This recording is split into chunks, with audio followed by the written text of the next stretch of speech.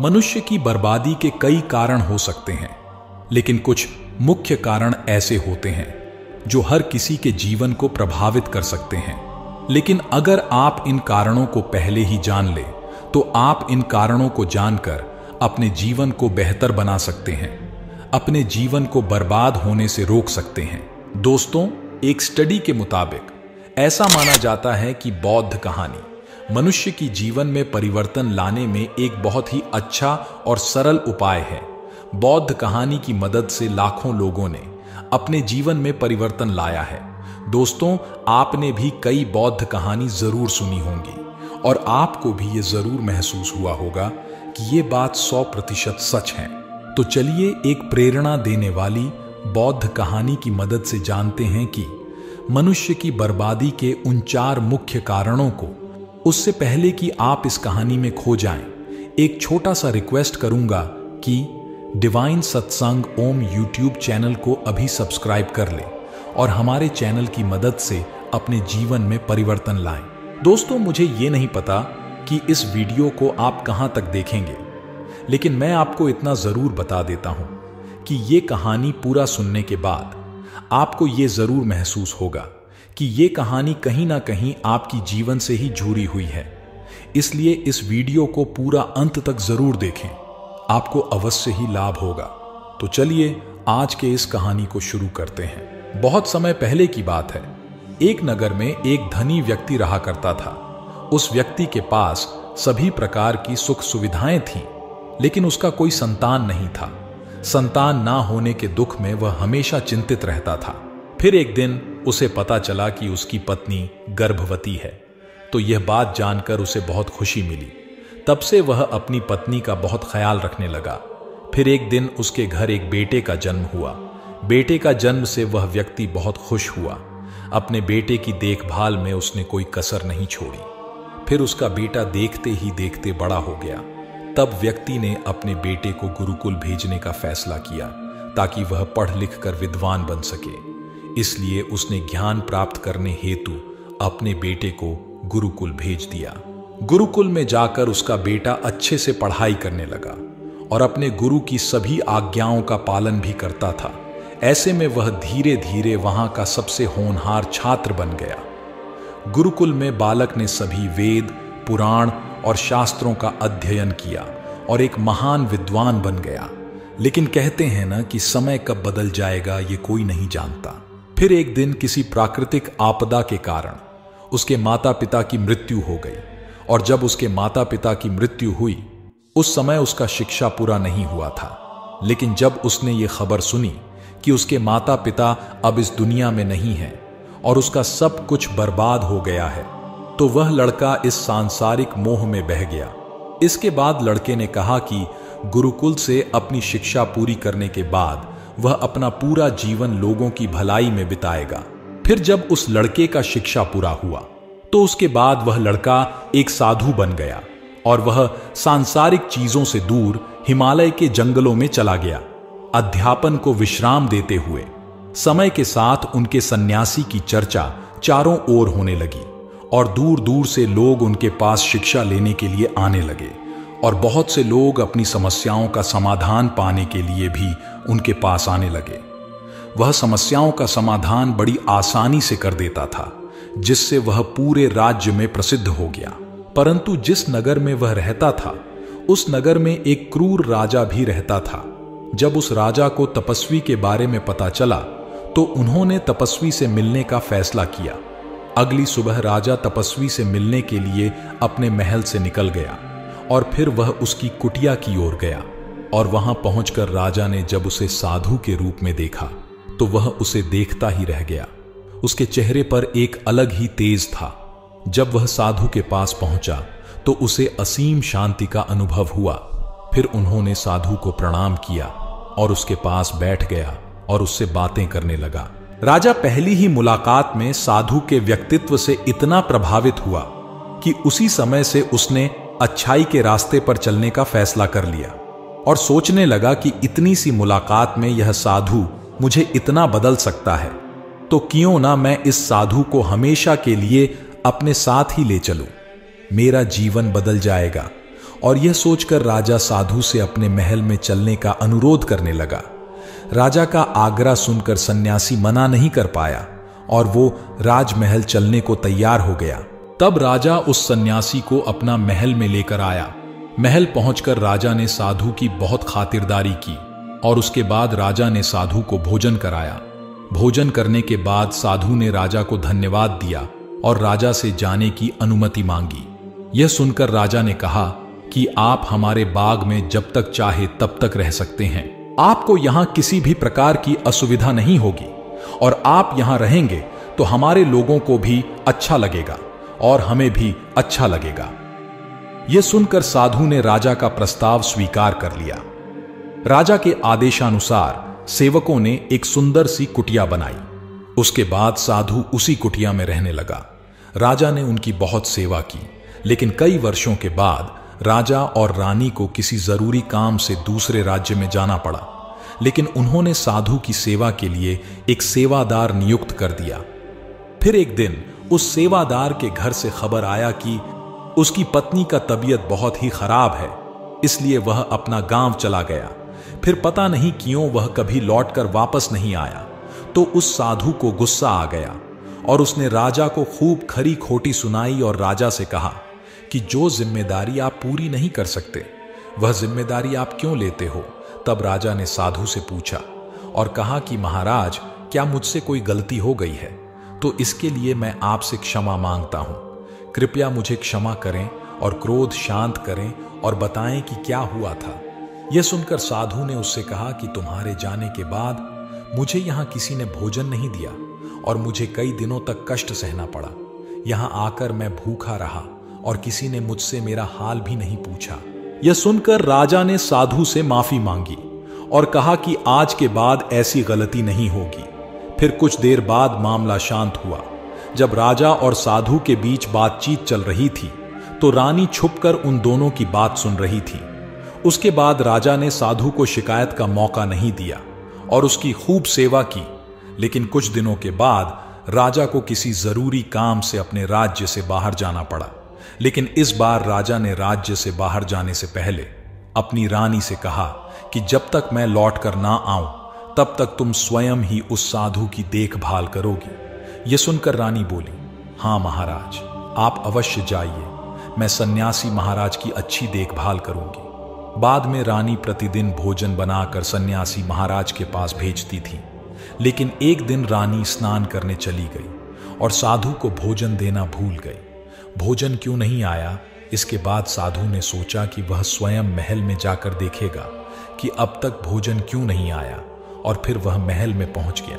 जब वह महल के अंदर पहुंचा तो वहां उसकी नजर रानी पर पड़ी। रानी के लंबे लंबे घने काले बाल जो कि उसकी कमर पर लहरा रही थी, उसकी कजरारी आंखें जो देखने मात्रा से ही घायल कर दें, उसकी हिरानी जैसी चाल, रानी के इतने सुंदर रूप को देखकर साधु चकित हो गया।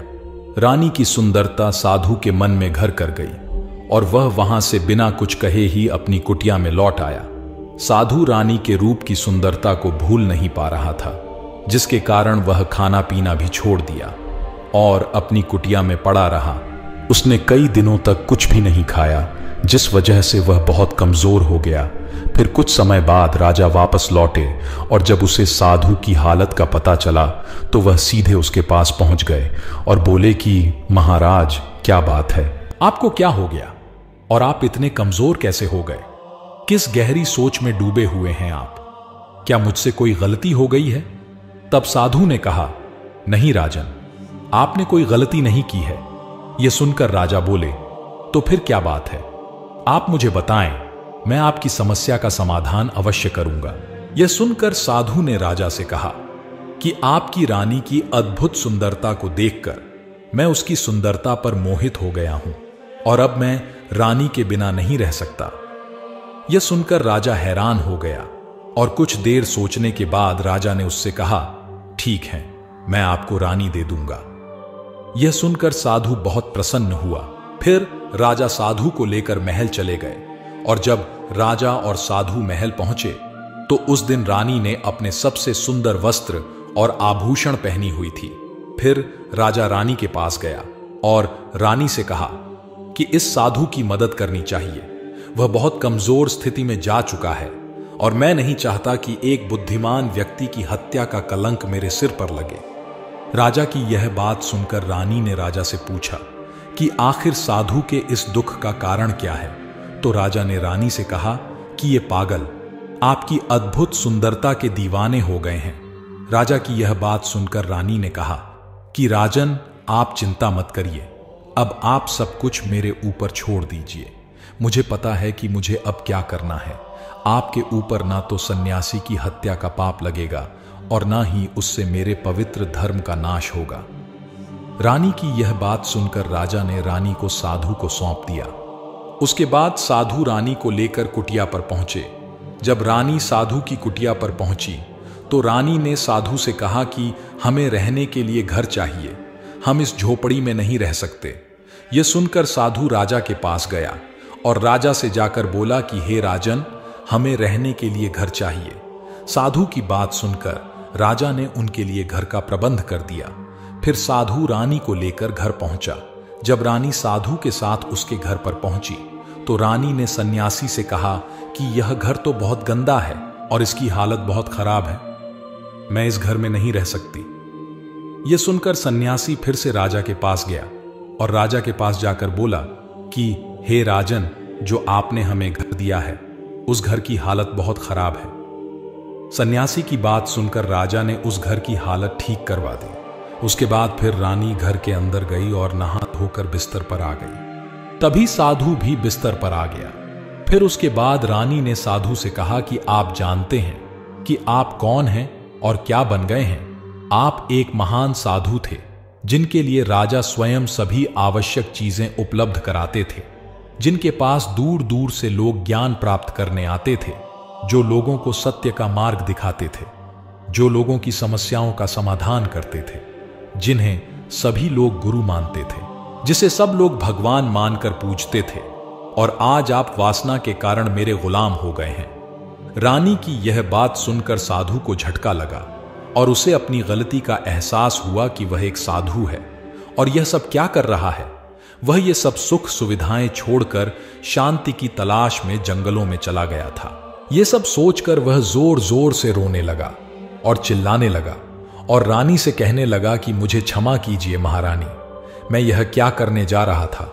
मैं अभी आपको राजा को सौंप कर आता हूं। साधु की बात सुनकर रानी ने उनसे से प्रश्न किया कि साधु महाराज, मेरे मन में एक प्रश्न उठ रहा है, कृपया मेरे प्रश्न का उत्तर दीजिए। रानी की बात सुनकर साधु ने कहा कि पूछो, तुम्हारा क्या प्रश्न है। फिर रानी ने कहा कि जब आपको उस दिन भोजन नहीं मिला तो आप बहुत क्रोधित हो गए। तब मैंने आपके ये रूप पहली बार देखी थी और तभी से मैं आपके व्यवहार में परिवर्तन महसूस कर रही हूं। ऐसा क्यों हुआ साधु महाराज? आखिर आपको इतना क्रोध क्यों आया? रानी की बात सुनकर साधु ने रानी को समझाया कि जब मैं जंगल में था तो मुझे समय पर भोजन भी नहीं मिलता था, लेकिन जब मैं महल में आया तो महल में आने के बाद मुझे सारी सुख सुविधाएं मिली और फिर मैं इन सभी सुख सुविधाओं के मोह में फंस गया और मुझ में इसके प्रति लगाव उत्पन्न हो गई और फिर मुझ में इसको पाने का लालच उत्पन्न हो गया और जब मुझे यह नहीं मिला तो मेरे अंदर क्रोध उत्पन्न हुआ। फिर साधु ने कहा कि महारानी, सच तो यह है कि अगर इच्छा पूरी नहीं हो तो क्रोध उत्पन्न होता है और अगर इच्छा पूरी हो जाए तो लालच बन जाता है।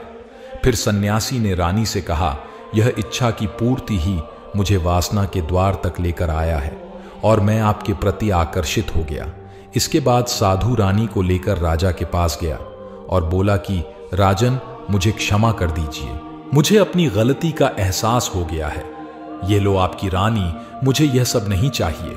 मैं अपनी इच्छा में वशीभूत होकर यह गलत कार्य करने जा रहा था और अपने जीवन को बर्बाद कर रहा था, लेकिन अब मुझे सब कुछ समझ आ गया है।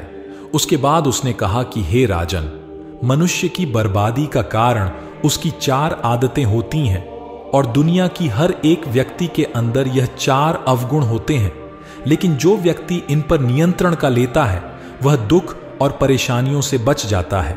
वहीं जो व्यक्ति इन 4 दोषों पर नियंत्रण नहीं कर पाता है वो बर्बाद होने के कगार पर पहुंच जाता है। यह सुनकर राजा ने कहा कि महाराज, आप मुझे वो 4 आदतें बताइए जिससे कि मनुष्य की बर्बादी हो जाती है। फिर साधु ने राजा को मनुष्य को बर्बाद करने वाली आदतों के बारे में बताने लगा कि हे राजन, मनुष्य को बर्बाद करने वाली पहली आदत है इच्छा, क्योंकि इच्छा ही दुनिया की हर एक व्यक्ति के अंदर सबसे पहला अवगुण होता है। और जो व्यक्ति अपनी इच्छाओं को नियंत्रण में नहीं रख पाता है वह जीवन में किसी भी क्षेत्र में सफल नहीं हो पाता है, क्योंकि जैसे ही उसकी एक इच्छा पूरी होती है वैसे ही वह दूसरी इच्छा की ओर बढ़ने लगता है, और दूसरी पूरी होती है तो तीसरी इच्छा उसके मन में जागृत हो जाती है, और फिर ऐसे करते करते इच्छाओं पर नियंत्रण ना होने के कारण मनुष्य इसी जाल में उलझा रहता है और दुखी रहता है। इसीलिए राजन, जब हम इच्छाओं पर नियंत्रण पा लेते हैं तो हम हमारे मन पर भी नियंत्रण पा लेते हैं, और जब हमारा मन हमारे बस में होता है तो हमें सुख की प्राप्ति होती है। फिर जो हम चाहते हैं वही हमारे साथ होता है। फिर साधु कहता है कि हे राजन, मनुष्य को बर्बाद करने वाली दूसरी आदत है वासना। वासना का जन्म हमारे मन में उठने वाली इच्छाओं से होता है। जिस प्रकार इच्छा का कोई अंत नहीं होता, उसी प्रकार वासना भी एक जाल है जिसमें मनुष्य फंसता ही चला जाता है। वासना के वशीभूत होकर मनुष्यों को कुछ भी नजर नहीं आता है। आज तक जितनी भी लड़ाइयां हुई हैं उनका सबसे बड़ा कारण स्त्री को पाने की इच्छा ही रही है।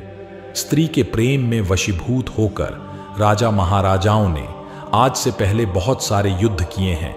रावण भी संसार का सबसे बुद्धिमान व्यक्ति था, लेकिन उसने भी माता सीता को अपनी वासना रूपी नजर से देखा और उस जाल में फंसकर अपना सब कुछ बर्बाद कर लिया। देखा जाए तो उसकी मृत्यु का कारण उसकी वासना ही थी। कई राजा महाराजा तो युद्ध में इसलिए हार गए क्योंकि वो लोग स्त्रियों के साथ रास लीला रचने में ही रह गए। ईश्वर ने तो स्त्री की उत्पत्ति इस संसार को बढ़ाने के लिए की है, लेकिन आजकल लोगों ने इसे अपनी वासना का शिकार बना लिया है, अपने मनोरंजन का साधन समझने लगे हैं। और जब उन्हें अपना यह मनोरंजन नहीं मिलता तो वो पागल हो जाते हैं और ना जाने क्या क्या कर बैठते हैं। इसीलिए हे राजन, जितना हो सके उतना वासना से दूर रहना चाहिए। फिर साधु कहता है कि हे राजन, मनुष्यों को बर्बाद करने वाली तीसरी आदत है क्रोध, क्योंकि जब मनुष्य की वासना की पूर्ति नहीं होती है तो उसके अंदर क्रोध उत्पन्न होता है, और जब व्यक्ति को क्रोध आता है तो उस पर उसका नियंत्रण नहीं होता है, और फिर वो क्रोध में आकर कहीं गलत निर्णय ले लेता है। वो दूसरों को भला बुरा कह देता है, यहां तक को वो गालियां भी निकाल देता है।